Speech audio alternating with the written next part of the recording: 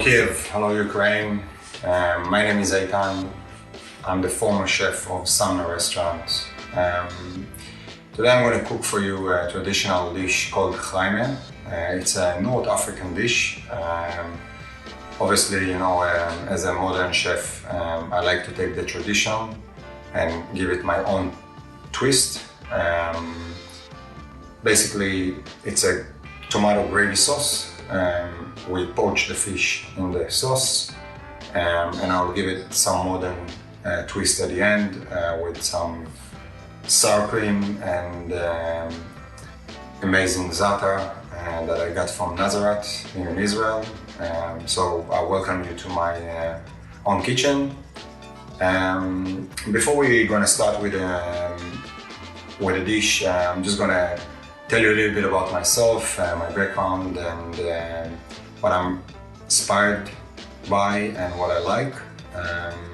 So I grew up in Israel. I was born next to Tel Aviv in a small city on the coast. I love cooking. I loved creating since I was a young kid.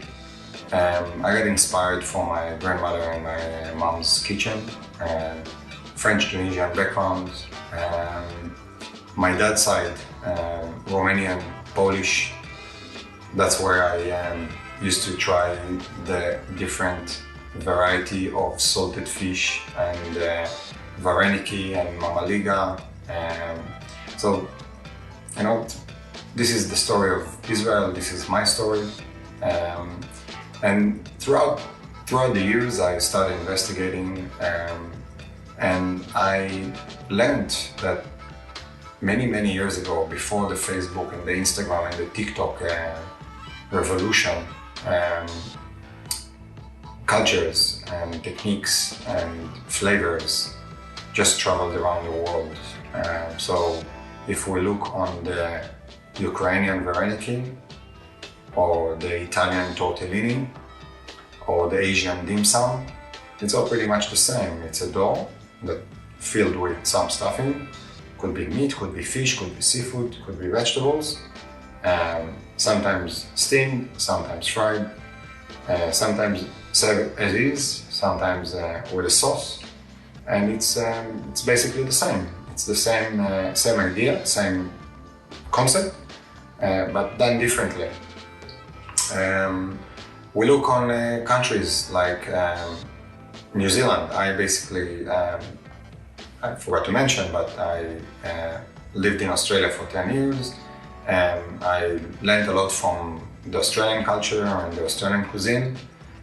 Amazing fish, amazing produce, amazing vegetables and meat. The New Zealanders, the Maoris, the native New Zealanders, they have a technique called hangi. Basically, they create a hole in the ground.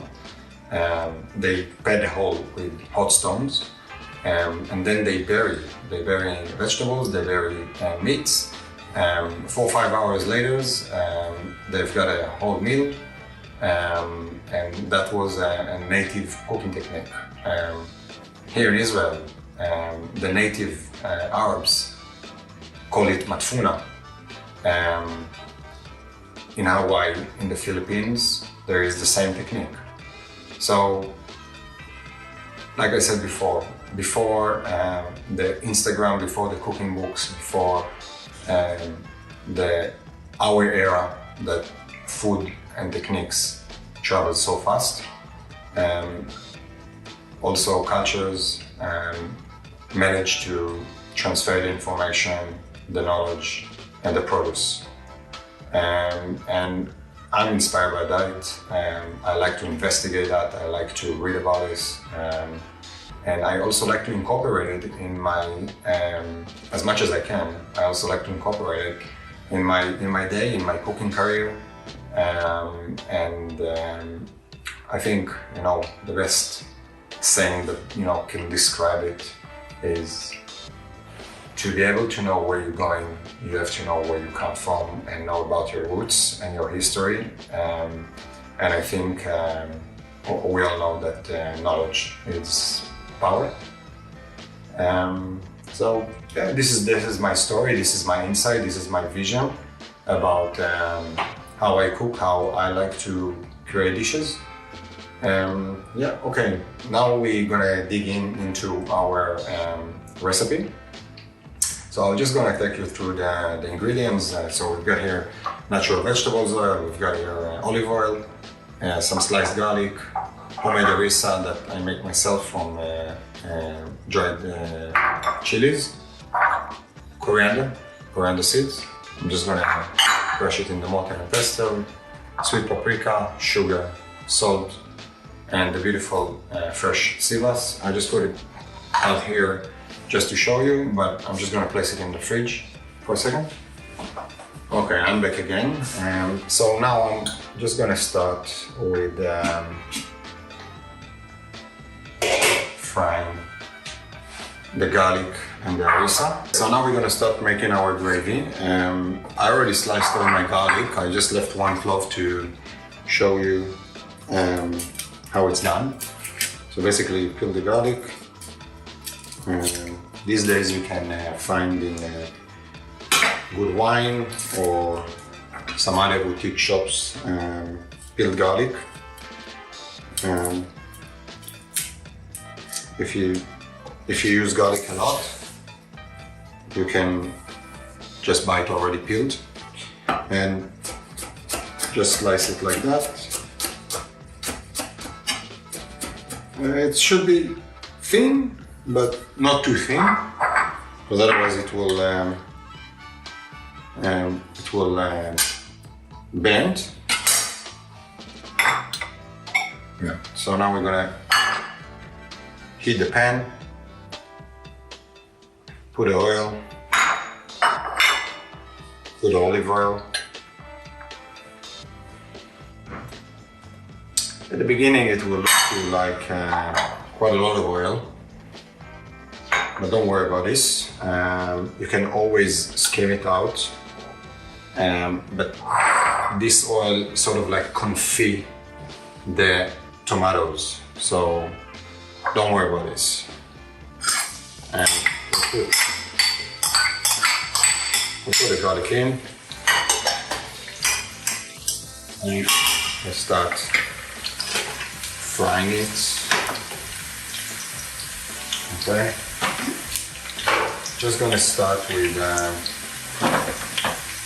crushing the tomatoes in the food processor. I just cut them to quarters. And now I don't want mush, I just want to break it down. Okay. I can already start smelling the garlic.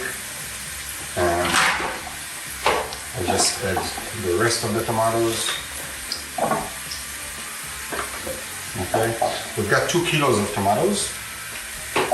I'm just going to take you throughout the recipe while I'm cooking so we can write it.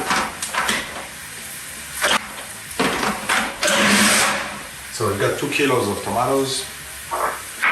We've got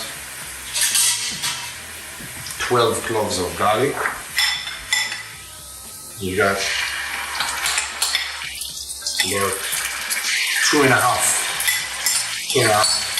tablespoons of harissa. Okay. The reason I'm putting the garlic and the harissa together because I want to open the flavors. Okay. Lower the heat. I want to lower the heat because I want to let it work.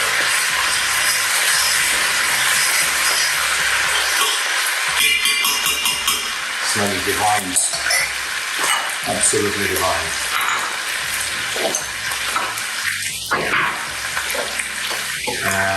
When you make it for the first time, I suggest you maybe to put half of the harissa. And if you like it spicier, next time, just put the amount that I build the recipe on, which is 2.5 spoons. Now I just crush the coriander seeds. I don't want it fine because firstly it will give a nice crunch, and secondly you just don't have to, which is cool. Okay. Now just paprika and coriander. So coriander first because it's a seed. So there is no any risk of burning or overcook it.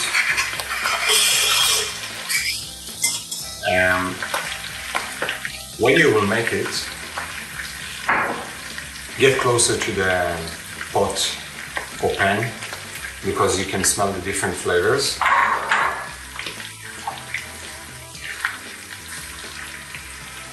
And you will understand the layers that the dish goes through.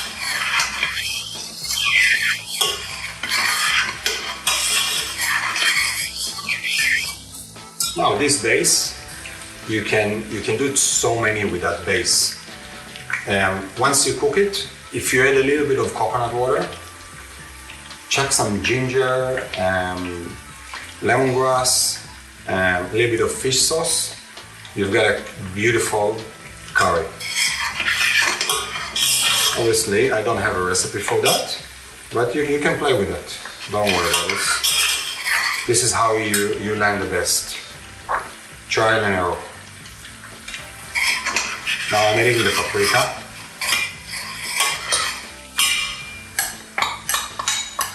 I'm adding the paprika. Now you can see how red color we got here.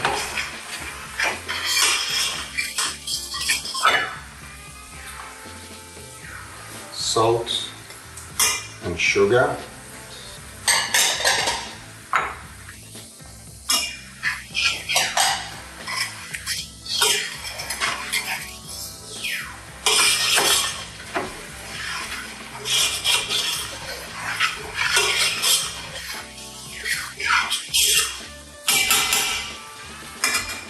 Let's leave it for another minute or so, and then I'll add my tomatoes.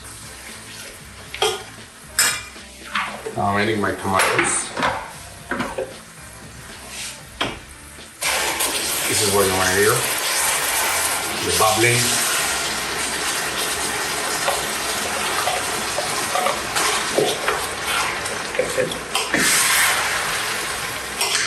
Start mixing.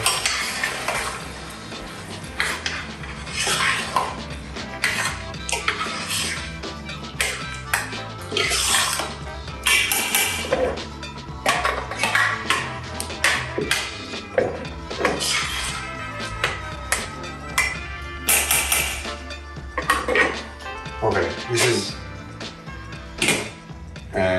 this is ready now. This part is crucial. Once you put all the tomatoes in, you put the lid on. You bring it to a boil, you take it to medium heat. You let it cook for 15 to 20 minutes with the lid on. Once 15-20 minutes are gone, take the lid off and you let the sauce reduce. Okay, it's already came to a boil now. Just gonna give it another mix.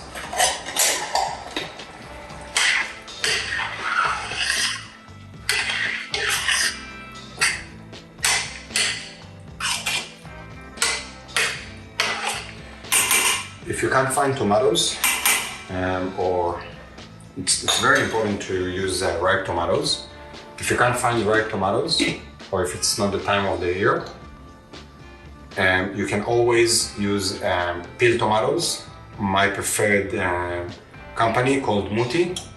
It's Italian tomatoes. It's consistent. It's good. For me, I prefer to use fresh tomatoes. But if you don't have fresh tomatoes, Muti is a great option. So we just leave it now to cook. 15-20 minutes. and we'll be back. Now we've got our sauce ready. All the liquid reduced, and we pretty much has tomatoes, intense flavor of the tomatoes, no liquid, some of the oils, and all the spices. Tomatoes are breakdown. You can eat it like this, you can serve it as a dip. This would be a great shakshuka base as well. If you like spicy pasta, go for it. But yeah, as I explained before, we are going to use this Hraime base for our fish dish. So for our fish dish, as I said before, we are going to use challah bread. This is a traditional Polish, Eastern European, Jewish traditional bread. Garnish with coriander, wedge of lemon, za'atar, and my twist, because I want to cut through this spiciness and hot sauce with some sour cream. It will freshen it up. Alright, so now to assemble the dish, I'm taking a piece of my sivas and I'll just cut it in half. And we'll take another piece here. So I've got my sivas. I'm just gonna place some hot sauce into this small pan. This is only if you want to show off in front of your guests. You can use small pans. Otherwise, you can just place the fish into the sauce, turn it a little bit down, medium heat. You never want to boil a fish. The worst thing you can do is boil a fish. And then just cook it until you can run the knife through easily. 10-12 minutes will be ready.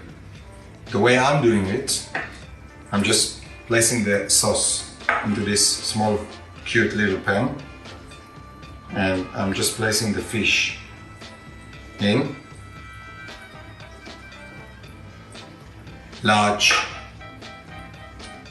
piece and a small piece. The sauce is hot, so the large piece could be in. And now I'm just gonna put it in the oven.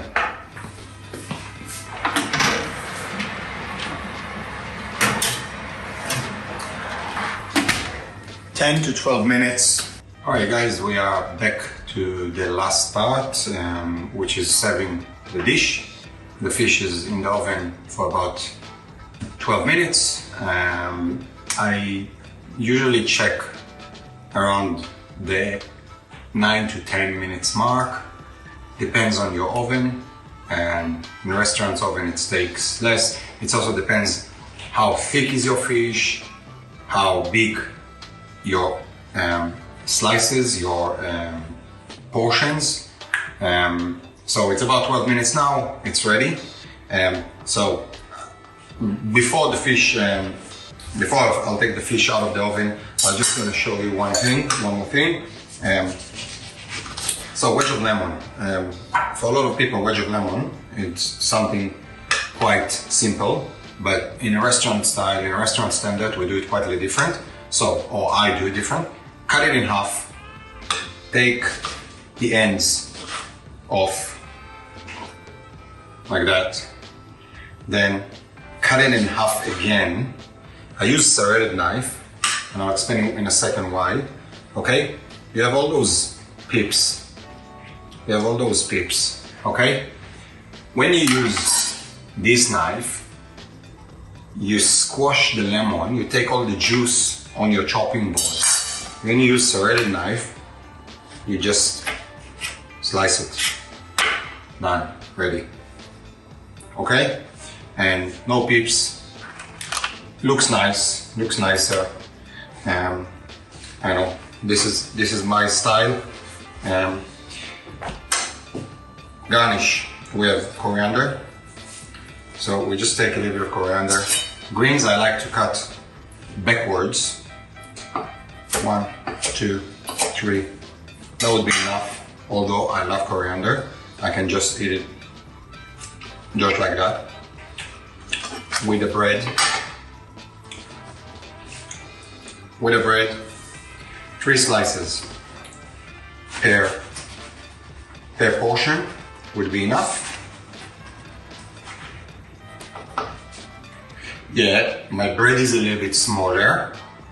While I was filming, I couldn't resist, so I took some off and I ate with the sauce, no fish. As I explained before, you can eat it as a dip. I'm sorry, it was too tempting. I'm really sorry. So, this is why it's very smaller. So, breads, coriander. Bear with me a second, I'm just going to grab the fish. Alright, look at this lovely bubbling sauce, bubbling oil. Amazing. Just place the fish here. Sour cream. Okay, golden rule. When it's hot, you want one of the two. Acid or fat. You want to round the flavors. You want to round what you get on your palate. You can't get just like a hit of heat.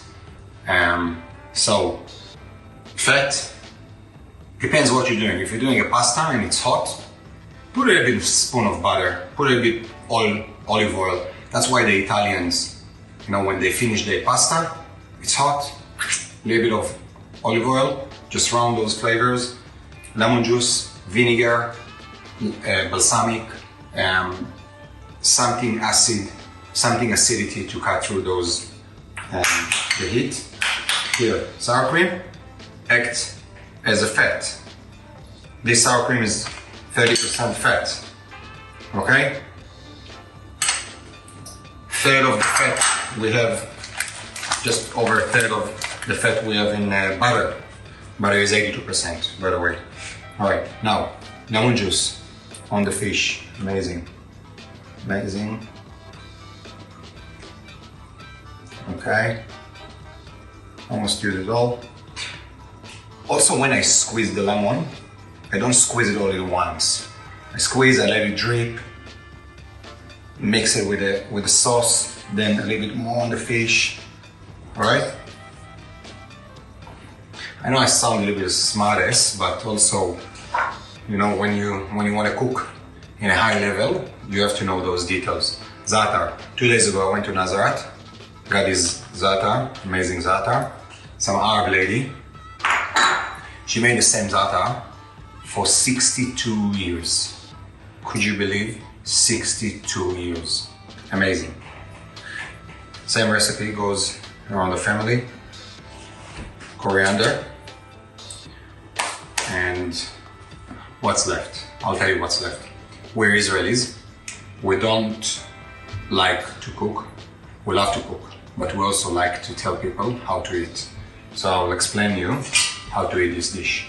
So you take a piece of bread, alright, and you just build the bite. You take a little bit of the fish. Ooh, it's hot. Sauce on the piece of bread. Sour cream. A little bit of coriander on top. If you're really crazy like me, we put some more lemon juice. Alright. I'm going for it. Wow.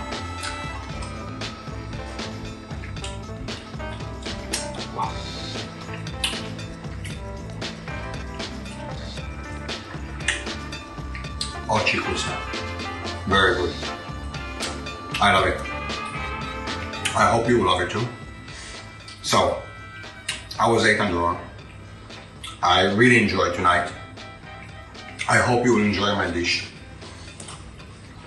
You can follow me on Instagram, Yeitana Cooks. You can ask me questions. You can ask me for recipes. And it was amazing. Thank you very much. I love Kiev. I'm looking forward for the next projects. I'll keep you posted. Keep following me. And have a lovely evening and festival and enjoy. And thank you very much. Bye bye. Thank you. Shalom.